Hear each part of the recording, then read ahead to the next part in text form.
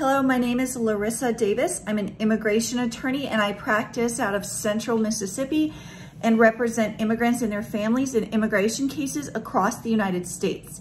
Today I want to talk to you about crossing the U.S. Mexico border, especially because this year, as of now, October 2022, there has been a record number of migrant deaths. There has been reportedly over 800 migrants who have died attempting to cross the U.S. Mexico border. This is a terribly sad and high number of deaths of people who want a better life and they have their reasons for coming to the United States. I can understand that, but the dangers involved with traveling to the United States and crossing the U.S. Mexico border illegally is extremely dangerous. Some of the reasons for these high number of deaths this year is because of drownings, but there's also a lot of other dangerous parts to trying to cross the U.S. border, and that includes anything from weather-related problems, the high heat and exhaustion, dehydration, and then also the dangers that come with other people who are involved in criminal activity, and so there's just a whole host of various terrible, dangerous issues and problems that a person faces if they are going to try to cross the U.S. Mexico border.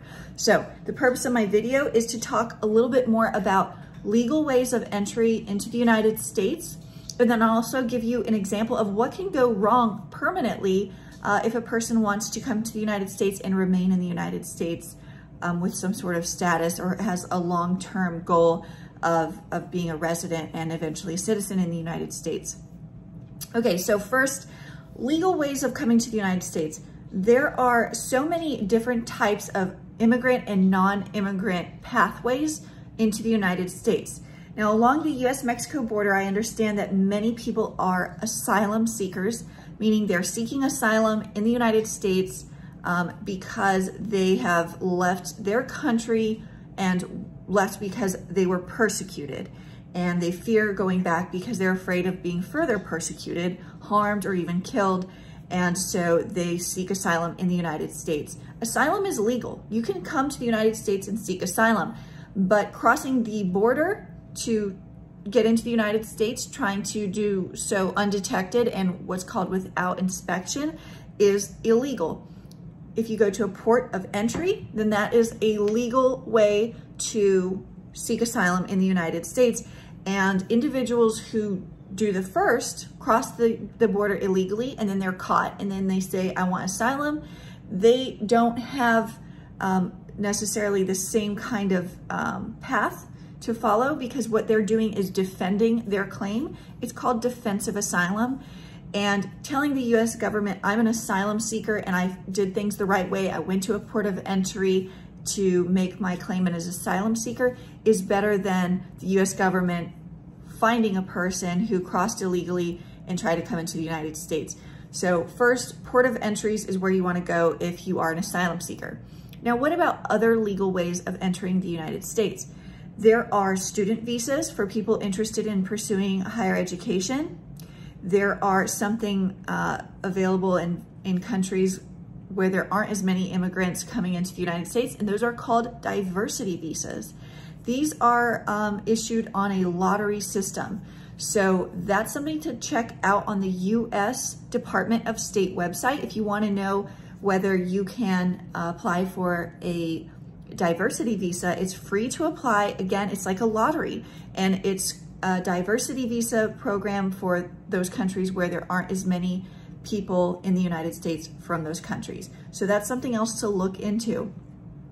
Then there's also visitor visas. So you could be visiting the United States for temporary reasons to visit or on a business trip, B1, B2 visas.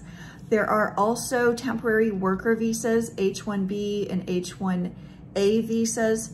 And then there are employment-based visas, which involve having an employer sponsor.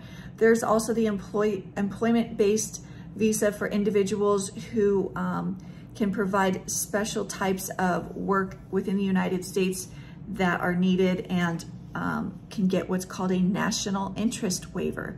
So there are a lot of different ways, and if you already have a family member in the United States who is a U.S. citizen or lawful permanent resident, a green card holder, they may be able to petition for you, depending on your familial relationship, and petition to have you come over to the United States legally and become a resident. So there are all these different kinds of groups and types of immigrant and non-immigrant visas or pathways into the United States.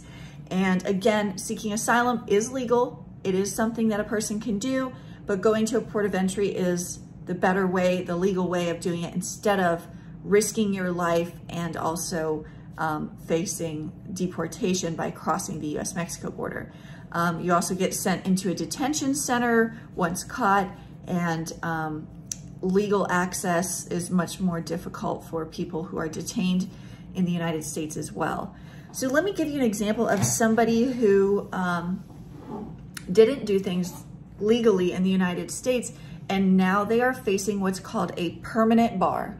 They cannot return, they will not be allowed to come to the United States, even if they had a family member as a green card holder or a citizen to petition for them. And this is why. They crossed into the United States. They were eventually caught by the Custom and Border Patrol officials. And so they went through this process where they were deported. And so once they were deported, they were sent back to their home country. They had a certain number of years that they were not allowed to return to the United States. However, they decided to come right back over. So they crossed twice into the United States illegally and were detected. And so they've got themselves what's called a permanent bar. And unfortunately, this person has family members in the United States who have status, and he could have been living with them or in the process of being with them, rejoined with them again in the US, had he not crossed the border again, because now he's permanently barred. So I tell that as a lesson, because if you are impatient, or you just, you or a family member has an idea that you can somehow get into the United States and be undetected, even if you aren't caught immediately, it could just be a matter of time. And then you'd be looking at either a 3 or 10 year bar or a permanent bar, meaning you are not allowed to come back into the United States ever again. So it's not worth the risk, especially if your ultimate goal is to get legal status, to get a green card, to become a resident in the United States, get a work permit, and eventually become a US citizen. There are other pathways that are legal and that can help you achieve your goals and your dreams of being in the United States.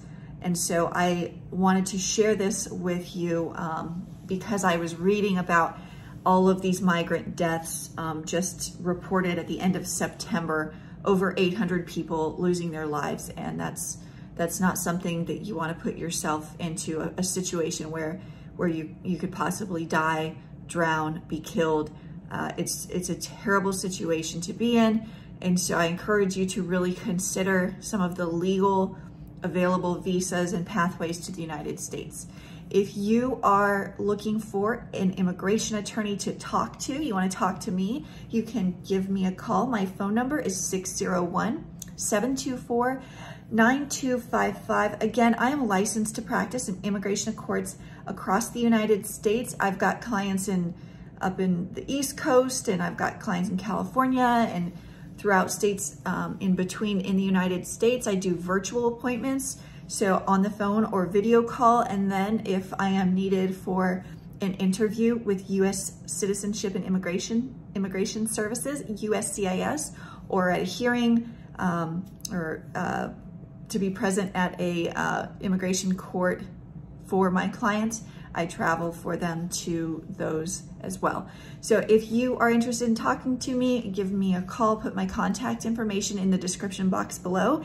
And if you have a question about a certain type of immigration visa or way that you can be here in the United States legally and you want to explore some of the options available to you, you can give me a call. I also will put a link to the diversity visa that I was talking about. Again, it's only for certain countries and they are available annually. The U.S. Department of State designates so many each year, and so that's something else that you could be awarded as somebody who applies for the diversity lottery visa. I hope this was helpful to you, and let me know if you have some ideas for information you'd like for me to talk about on this channel, and I'd be happy to consider it.